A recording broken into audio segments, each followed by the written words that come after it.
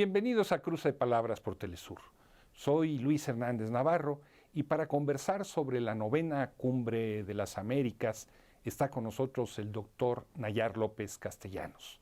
Nayar es doctor en ciencia política, dirige el Centro de Estudios Latinoamericanos de la Facultad de Ciencias Políticas de la UNAM y es un gran conocedor de América Latina, de las relaciones con Estados Unidos, autor de innumerables libros sobre el tema. Nayar, muchas gracias por estar con nosotros. Al contrario, Luis, muchas gracias por la invitación.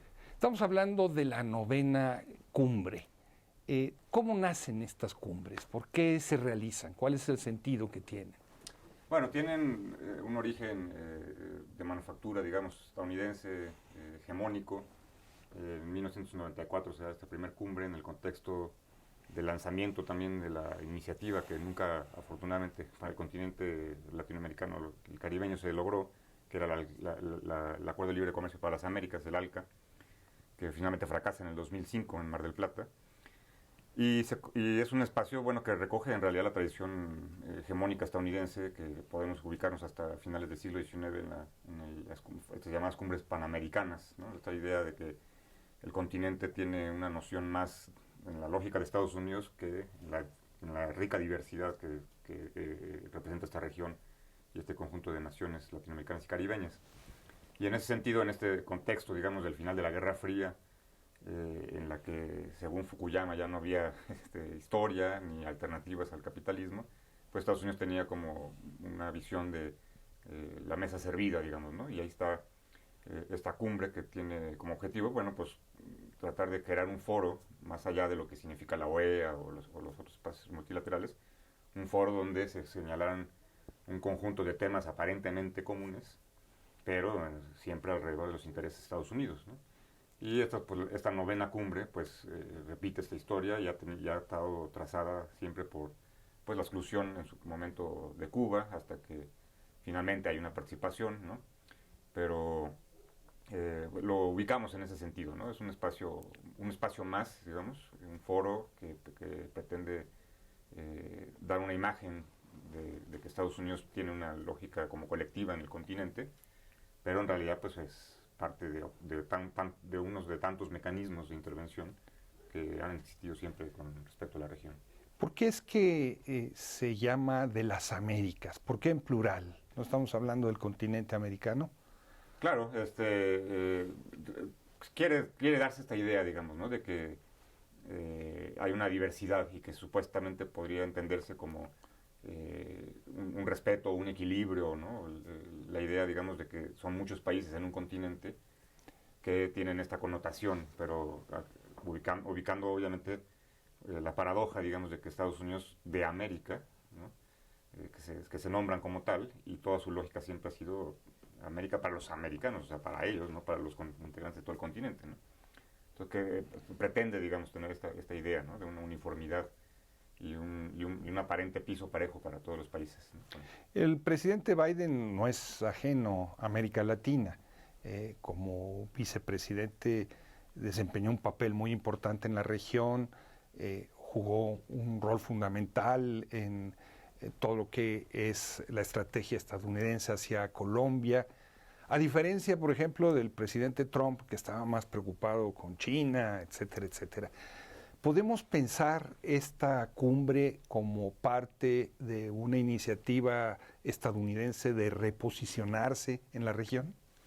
En cierto sentido, porque finalmente, digamos, ya ha avanzado su administración un cierto tiempo, se acercan las elecciones de noviembre, las elecciones intermedias, legislativas, y no había dado pasos como claros, digamos, o concisos en la región hasta hace poco tiempo en el contexto de esta convocatoria, ¿no? De la cumbre.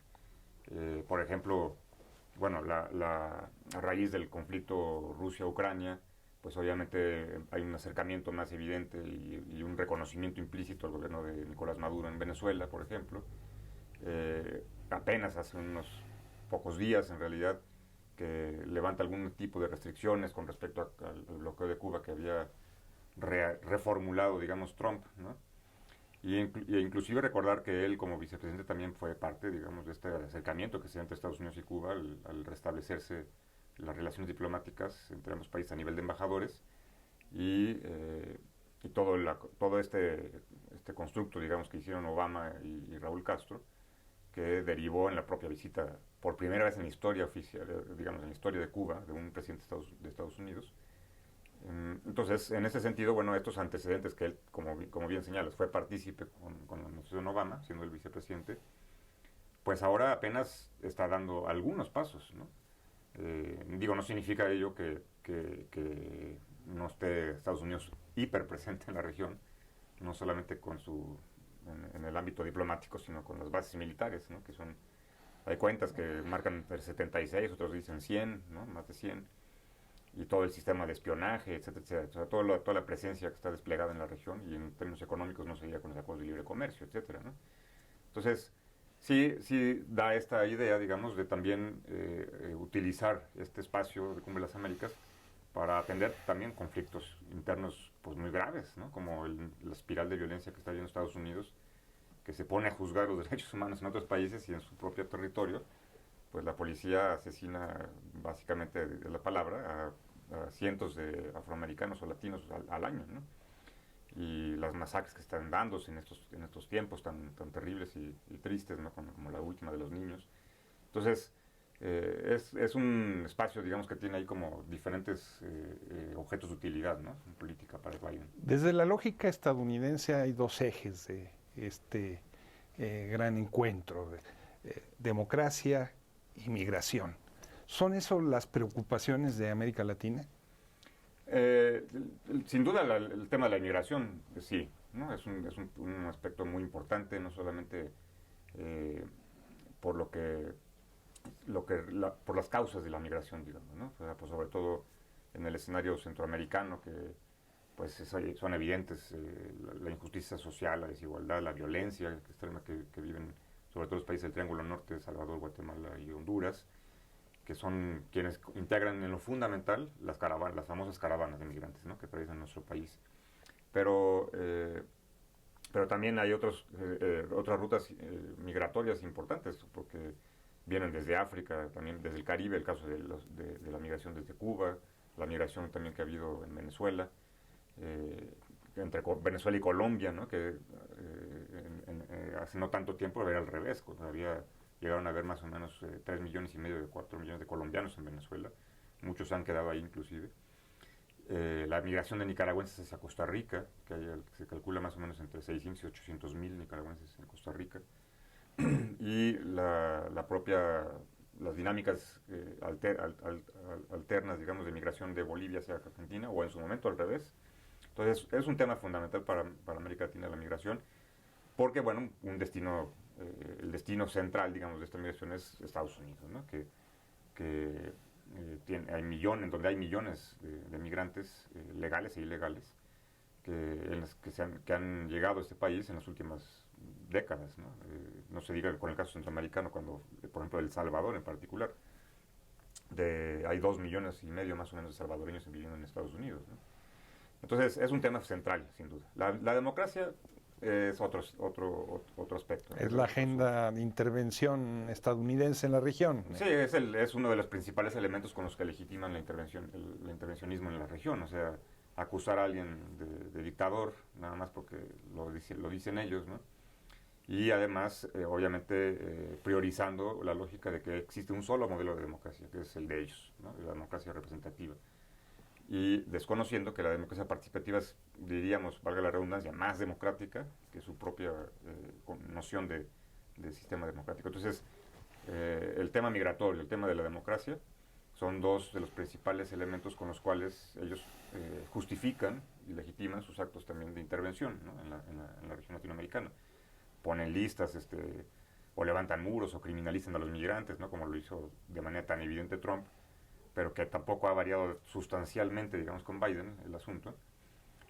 Y de esta forma, pues también justifican aparentemente un tema como una visión o una postura como muy noble, ¿no? De parte de Estados Unidos, tratar de generar consensos en torno a un tema tan importante, cuando lo que debería de hacer es dejar de intervenir, dejar a que los países puedan experimentar y desarrollar sus propios procesos de transformación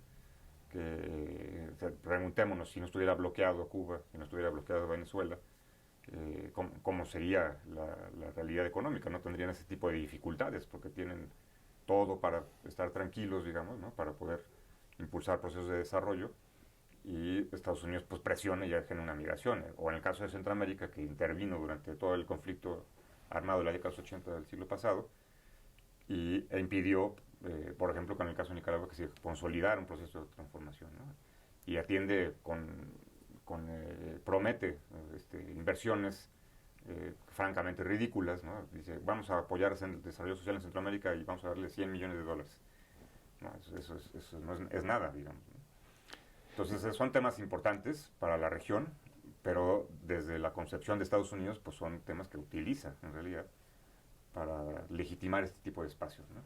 Estamos hablando de una cumbre marcada por el sello de la exclusión. Explícitamente se ha dicho que no se va a invitar a Cuba, que no se va a invitar a Nicaragua, que no se va a invitar a Venezuela. ¿Por qué esto, Nayar? ¿Por qué esta actitud de teniendo la oportunidad de buscar la solución común a los problemas de la región, se deja fuera a estas naciones? Sí, bueno, refleja, digamos, por un lado, pues una franca inmadurez diplomática, si lo podemos llamar así, una soberbia también en la lógica de las relaciones internacionales, de decir quién sí, quién no, quién es bueno y quién es malo, ¿no? Y además una torpeza política, porque finalmente estos tres países pues comparten temas importantes de este asunto, ¿no? O sea, el tema migratorio, pues son dos de los tres de los países que tienen más desarrollado, digamos, este fenómeno social. Y entonces, ¿cómo quiere resolver un problema de migración si no invitas a los actores involucrados, ¿no? Y además, bueno, sin duda responde a una visión que siempre ha caracterizado a Estados Unidos de señalar a los buenos y los malos. O sea, reitero esta noción, ¿no? Pretende descalificar un proceso político o un tipo de sistema que le es adverso por lo que significa, por el ejemplo, por los resultados sociales que ha dado, y lo disfraza, digamos, montados en el discurso de la democracia, ¿no? Son dictaduras desde su lógica, ¿no? Estamos hablando entonces de una situación compleja. Si te parece, vamos a una pequeña pausa. Claro que sí. Amigos, amigas, no se vayan, volvemos en muy breves instantes para seguir con este cruce de palabras.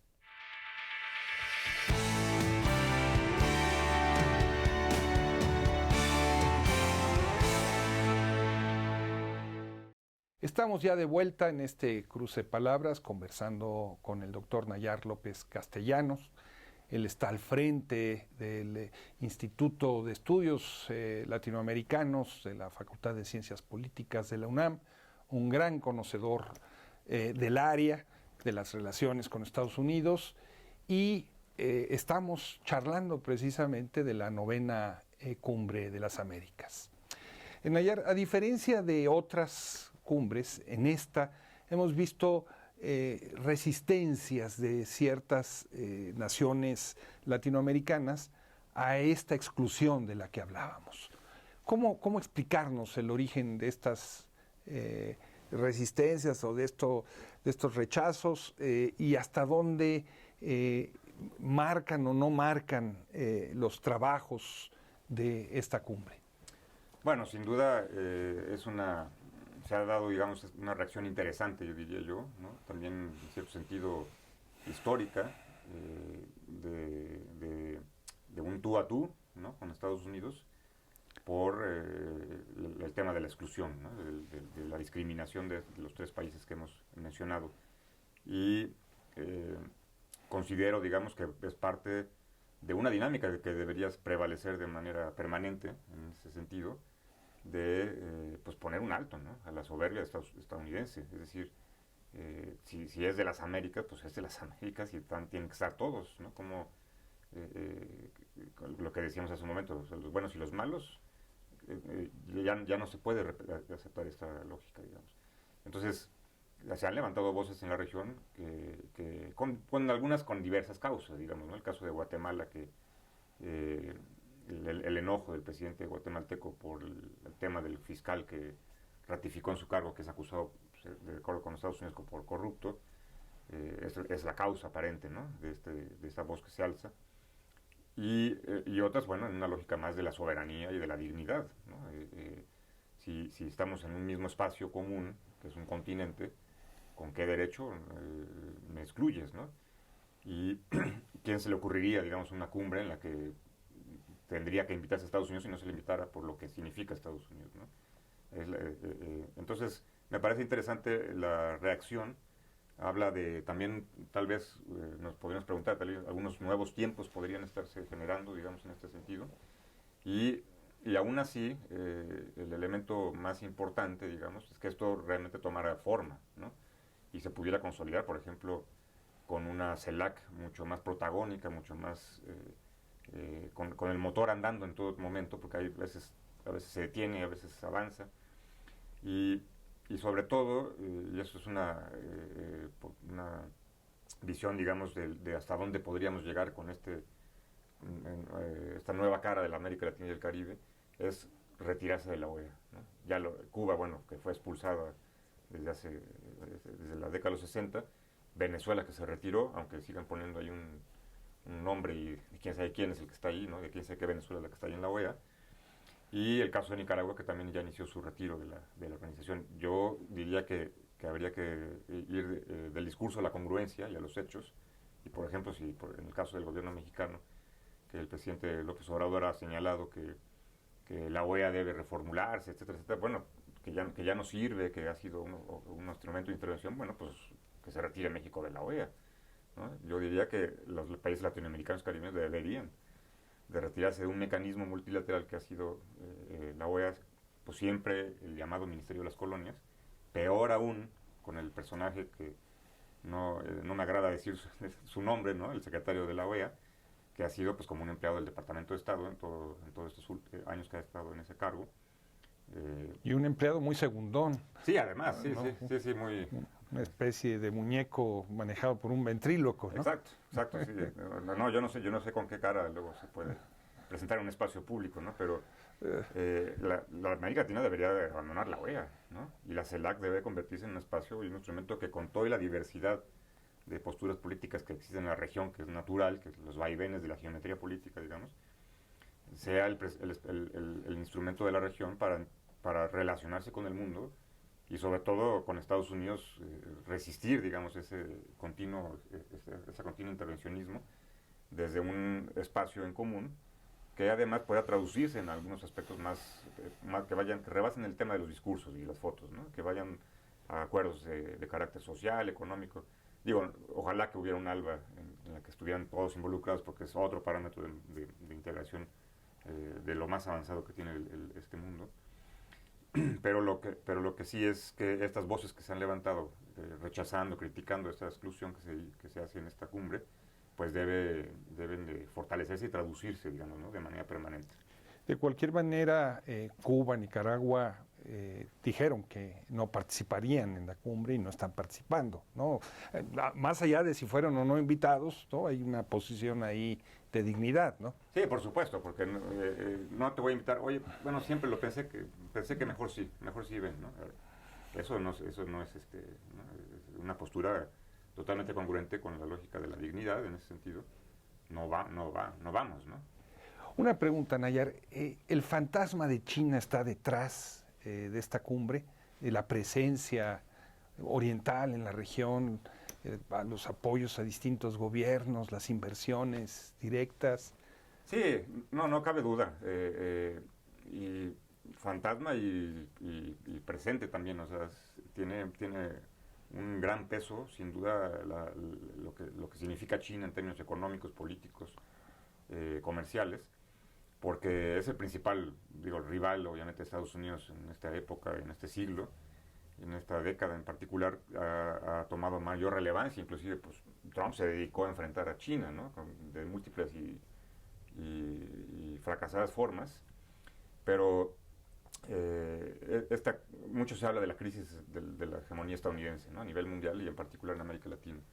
Inclusive en su libro de la geopolítica del imperialismo en América Latina, Atilio Borón habla de que cuando un imperio, digamos, está en crisis y en decadencia es cuando más peligroso se vuelve para sus para los territorios inmediatos, en este caso nosotros, los latinoamericanos y caribeños, y entonces la propia cumbre tiene también ese eslabón, ¿no? Es decir, ¿por qué ahorita? ¿Por qué en este contexto? ¿No? Yo señalaba un poco lo de las elecciones de noviembre, pero también es una forma de decir, a ver, este es mi continente, aquí yo pongo las reglas del juego y voy a tratar de reconquistarlo un poquito, ¿no?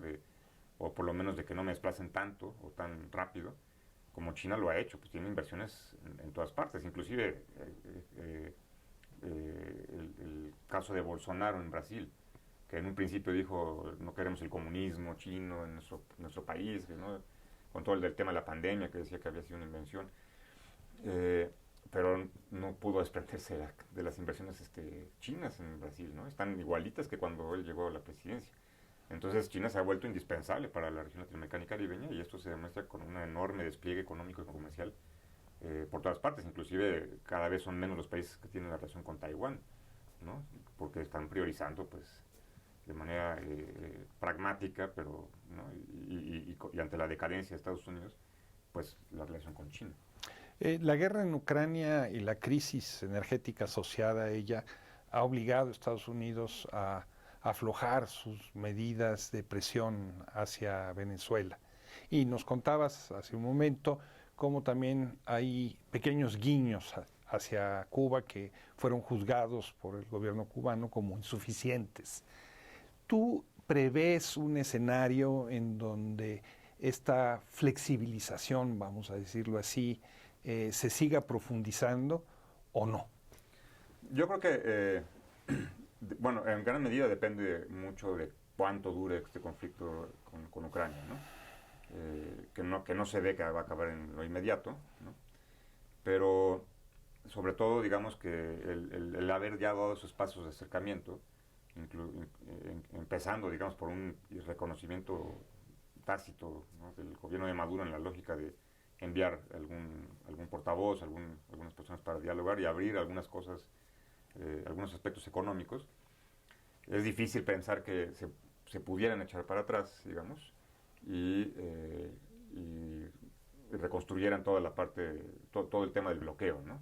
Entonces yo creo que, digamos que es un tema también electoral, sobre todo en este año. ¿Qué tanto va a avanzar en ese sentido el acercamiento, ¿no? Bueno, no el acercamiento, digamos la flexibilización, diríamos, de los bloqueos, hay que hablar de los bloqueos, pero yo creo que sí puede apuntar, digamos, a una especie de restablecimiento, ¿no? Un tipo de normalización, porque además, digo, a Estados Unidos le sale más barato comprar el petróleo venezolano que traerlo desde lejanos puntos del planeta, ¿no? Aquí está, en la época, por ejemplo, cuando existía aproximadamente 1 millón de barriles diarios que se vendían en algún momento de la exportación en este siglo, pues es muy importante para Estados Unidos, ¿no?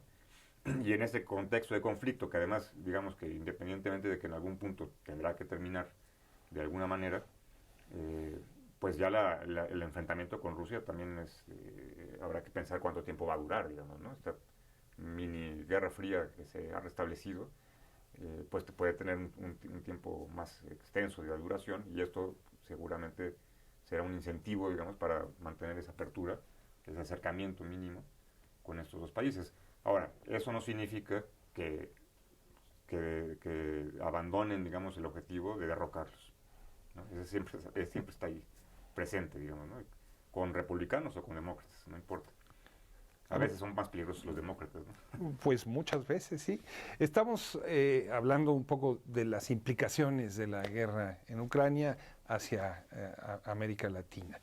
¿Tiene la impresión de que el campo latinoamericano no se ha movido incondicionalmente hacia las posiciones de Estados Unidos, que han habido reservas, sin que eso signifique que se apoye la posición rusa, ¿no? Hay distintos países que no se han sumado a la ofensiva tal y como la ha planeado Estados Unidos y la OTAN, ¿no? ¿Cómo explicarnos esto? Bueno, sobre todo se debe, yo creo que un poco al tema de relaciones sur-sur, ¿no? Y a la lógica de la multipolaridad, que tanto el presidente Chávez insistía, y además pues creó como bandera y característica fundamental de la política exterior venezolana, ¿no? las relaciones sur-sur se han ido consolidando de una u otra manera. Tuvimos el caso de BRICS, que obviamente después de los gobiernos del PT pues vino un poco en declive, ¿no? Pero BRICS es un ejemplo concreto de que de la importancia, digamos, de estas relaciones sur-sur. Y en ese sentido, pues Rusia también, no como China sin duda alguna, pero también ha tenido una presencia creciente en la región latinoamericana y caribeña, ¿no? Con Irán, por ejemplo, también hay una presencia importante. Entonces yo creo que esta forma cautelosa, digamos, de ponerse frente al conflicto y de definir la posición, refleja la importancia también de esta visión sur-sur que ha ido creciendo en la región, ¿no? Y entonces vemos una presencia no solamente de China, también de Rusia, de Irán, de la India, ¿no? En diferentes países latinoamericanos. En un minuto, porque ya se nos terminó el tiempo. Este 10 de junio, cuando termine la cumbre, ¿tú ves en el futuro una América diferente a la que hay antes del inicio de esta cumbre? Bueno, pensaría que sí, porque finalmente la política arrogante de Estados Unidos ya tiene un costo político, ¿no? Y va a ser que se vaya consolidando un espíritu latinoamericano de poner un hasta aquí y un ya basta del intervencionismo, no en todos los países, hay satélites sin duda alguna, gobiernos tipo Duque en Colombia, pero sí marca esta cumbre, va a quedar marcada, digamos, como la cumbre del error estadounidense, de pensar que América Latina y el Caribe siempre va a estar sometida y sojuzgada, ¿no? Nayar, muchísimas gracias por estar con nosotros en este cruce de palabras. Al contrario, muchas gracias, Luis. Y ustedes, amigos, amigas, muchísimas gracias por su amable compañía el día de hoy. Ya saben, los esperamos la semana que viene aquí por Telesur. Hasta la próxima.